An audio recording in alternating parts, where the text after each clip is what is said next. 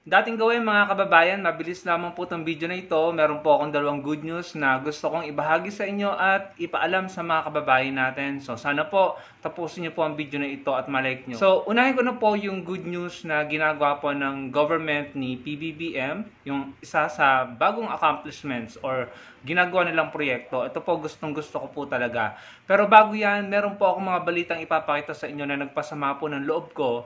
At ito po ay balita nung nakaraang administrasyon. Dati, ako po ay sumama ang loob nung nabalitaan ko ang mga balitang ito. Sabi dito, Duterte stops building of Fishers Shelter on Disputed Reef.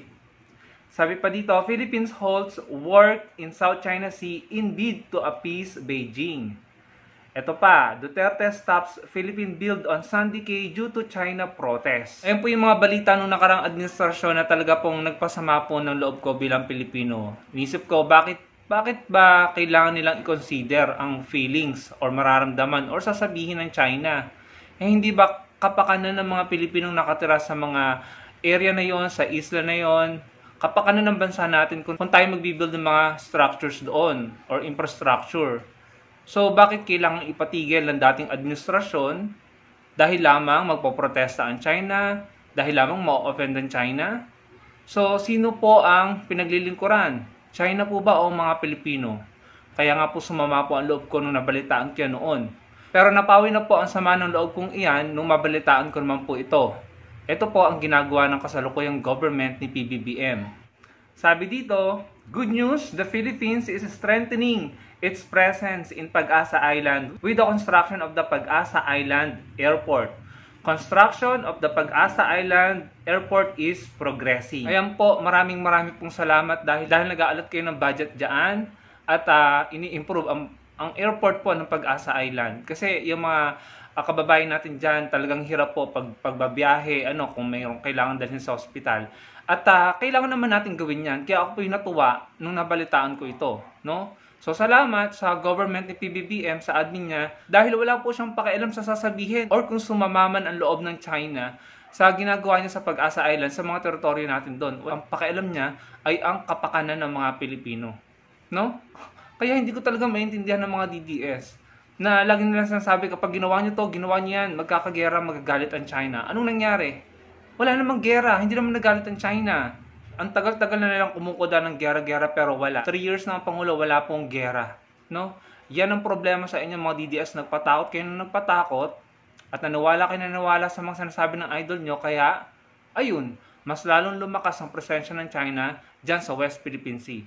Kaya yung mga susunod na Pangulo, ito yung Pangulo natin ngayon, ang current admin ay nahihirapan po. Pero the good news is, ginagawa na ang tama at naaayon sa konstitusyon para protektahan ang kapakanan, interes at seguridad ng mga Pilipino at ng Pilipinas. Kaya sobrang thankful ako at natuwa sa balitang ito. Uunahin ang kapakanan ng mga Pilipino, walang pakialam sa feelings or sa sasabihin ng China.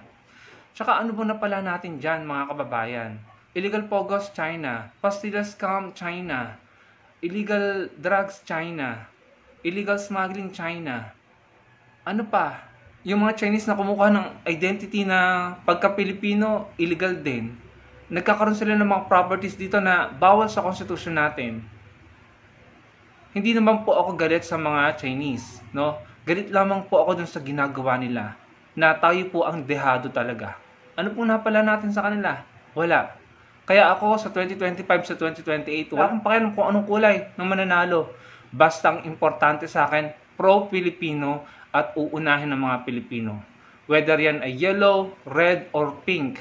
Basta hindi maka-China at hindi magpapaka-sunod-sunuran or magpapagamit sa China. Ayoko na po ng ganun. Nakakaumay na. Mag-move forward po tayo, mga kababayang kung Pilipino.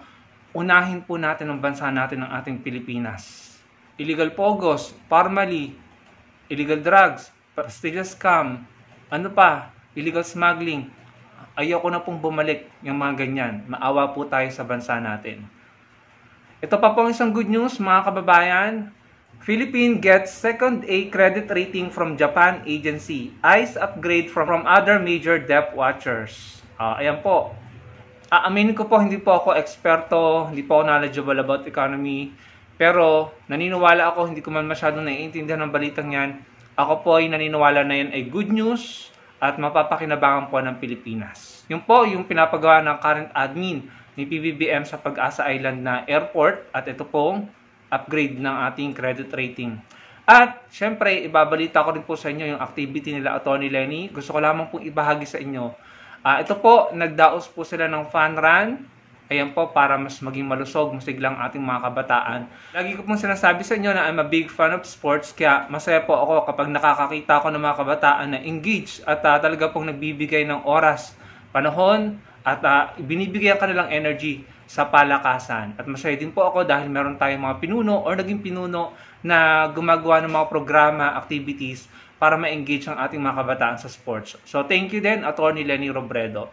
Alam niyo, sa Atty. Lenny at saka po si PBBM, obviously, hindi naman po sila nakikita at hindi sila nag-uusap. Pero ang importante, kahit naging magkalaban sila, sila po ay nagpapakabisi na gumagawa ng mga bagay-bagay para makatulong po sa ating mga Pilipino para iangat ang ating bansa. No? So, magsama-sama po tayo dahil tayo po ang majority.